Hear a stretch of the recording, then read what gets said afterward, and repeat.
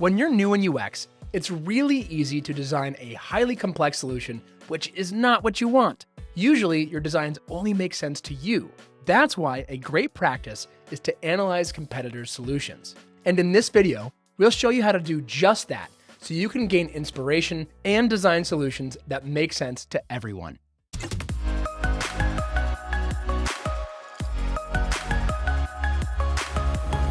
Before we get started, you'll notice an exercise in the Figma workbook under the Analyzing the Competition tab. So if you don't have your Figma workbook yet, go download it at kickassux.com under the free UX course page.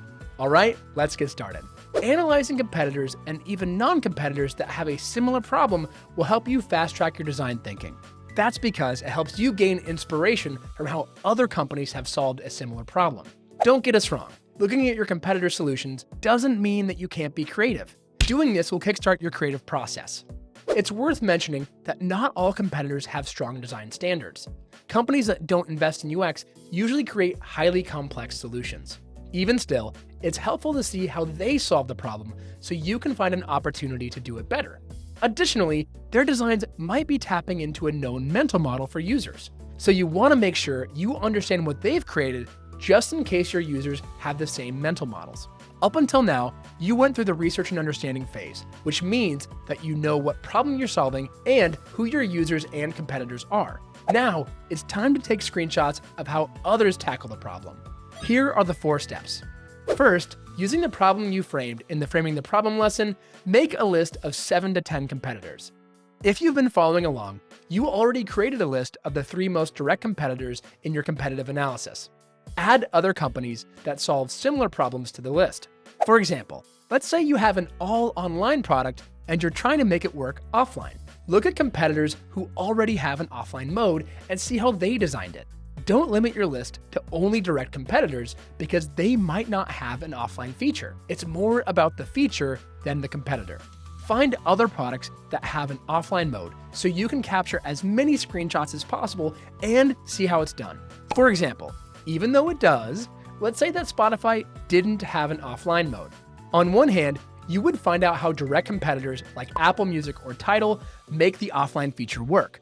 On the other hand, you could look at other products that already have a similar feature, such as Dropbox or Google Drive. Looking outside of direct competitors broadens your perspective and provides you with insight and creative ways to solve your problem. Second, now that you have a list of competitors, log into each product and take screenshots of the competitor's experience that relate to your problem. While it might seem straightforward at first, the problem that you tackle has a lot more components to capture than you might expect. Using the same offline feature example, many surrounding components related to the problem might appear.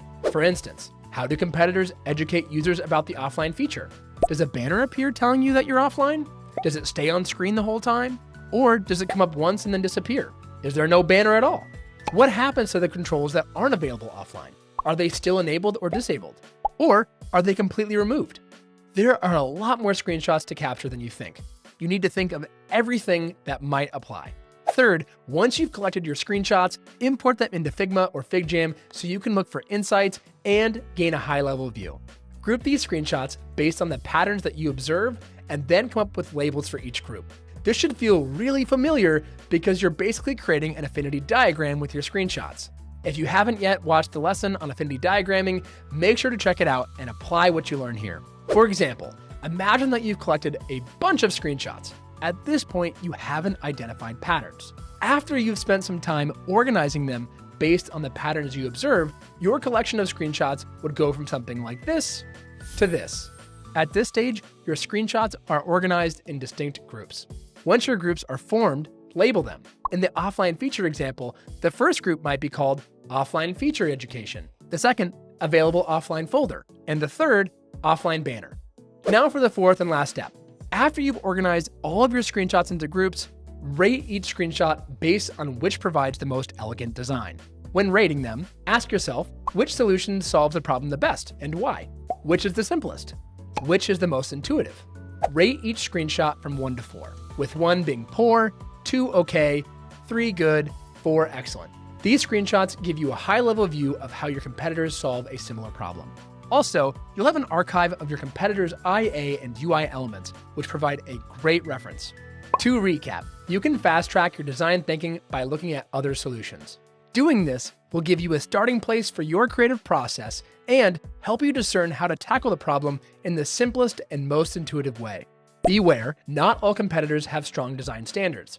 Companies that don't invest in UX usually create highly complex solutions. Finally, we covered the action steps to take from capturing, categorizing, rating the screenshots of competitor solutions, and that basically what you're creating is an affinity diagram. This method will help you start your designs on the right foot.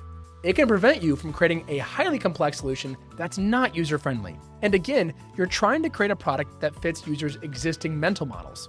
This helps ensure that you're considering all design patterns so you can create a solution that feels intuitive and familiar to users. And this analysis is useful throughout the design process. Referring back to this as you go through the rest of the UX process will continually inspire your information architecture and visual design. Now it's your turn. Go to the Analyzing the Competition tab in the Figma workbook and start adding screenshots of competitors. Normally, you'd take screenshots of 7 to 10 competitors or similar products. But for this free course, you just need to look at 3 products: AllTrails, Gaia, and WTA, the Washington Trails Association. And as one last reminder, if you don't have your Figma workbook yet, go download it at kickassux.com under the free UX course page. Happy analyzing!